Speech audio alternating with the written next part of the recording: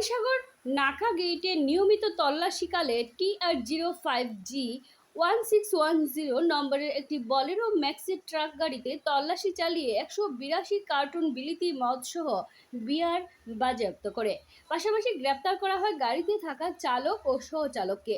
এরা হলেন পানিসাগর মহকুমার অন্তর্গত জলাবাসা বড়বাড়ি এলাকার জয়দীপ মল্লিক ও গৌতম মল্লিক। বাজেয়াপ্ত বিলিতি মদগুলো লাক্সারি ব্র্যান্ডের। প্রাথমিক জিজ্ঞাসাবাদে জানা গেছে, বিলিতি মদগুলো আগরতলা থেকে ধর্মনগরের উদ্দেশ্যে নিয়ে যাওয়া হচ্ছিল। Bureau report, vision TV. আছে প্রতিনিয়তই এটা জোরদার তল্লাশি চলে, ভিকেল চেকিং। তো অনুরূপভাবে গতকাল রাত্রিতে ভিকেল চেকিংয়ের সময় গোপন সূত্রের ভিত্তিতে একটি বুলেরো পিকআপ ভ্যানকে আমরা আটক করি। তাতে দুজন লোক ছিল এবং 182 কার্টুন ফরেন লিকার এবং বিয়ার মিলে ছিল। তো সাথে সাথে আমরা তা সিজ করি, তার এখানে কোনো ভ্যালিড ডকুমেন্টস তারা দেখাতে পারেনি এবং দুজনকে আটক করি 6090 অ্যাক্ট।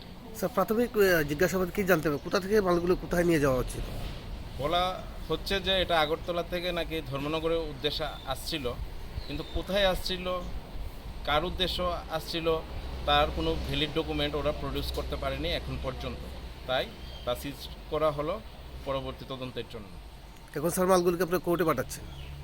কোর্টে পাঠানো হবে। স্যার, আনুমানিক বাজার মূল্য কত হতে পারে? আনুমানিক প্রায় 3 লক্ষ টাকা হবে। তো ধৃত দুজনের বিরুদ্ধে আপনারা কি ব্যবস্থা গ্রহণ করছেন স্যার? এটা অ্যারেস্ট করা হয়েছে 6090 অ্যাক্ট।